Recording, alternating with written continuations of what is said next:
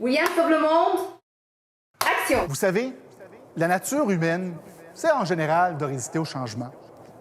Donc, il n'est pas étonnant que la grande entreprise, en général, elle est assez réfractaire à changer ses comportements sur le plan de l'environnement puis sur le plan social. Alors, quand je me retrouve devant ces clients, je suis toujours obligé de sortir énormément de données pour démontrer l'importance du mouvement.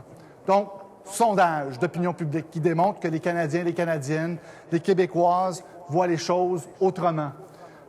Données de consommation qui démontrent la montée du bio puis du vert.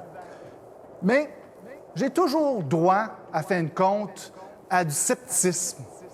Les gens me font remarquer que dans les années 90, le recyclage était vraiment à la mode, puis ça s'est estompé. Alors, le fardeau de la preuve est toujours chez moi, et c'est très difficile de convaincre les gens qu'il y a un mouvement de fond et que les choses ont changé de façon permanente. Mais cette semaine, dans le cadre de la campagne électorale fédérale, j'ai vu quelque chose qui fait en sorte que finalement, j'ai une preuve tangible que le public a des attentes différentes. J'ai vu un mouvement tectonique de l'opinion publique canadienne. Oui, en effet, 80 000 Canadiens et Canadiennes ont signé une pétition pour qu'Élisabeth May participe au débat des chefs.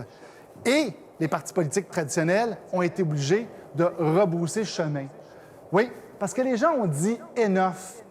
Nous, l'environnement, c'est important. Écoutez-nous, on achète bio, on achète des sacs en coton, on arrête de boire de l'eau embouteillée dans des bouteilles en plastique.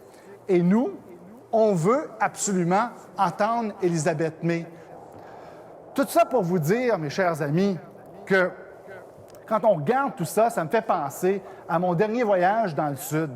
Oui, je me souviens, j'étais au Mexique, puis j'ai appris à faire du body surf. Puis je peux vous dire une chose, quand on prend la vague, puis on est sur la vague, ça va super bien.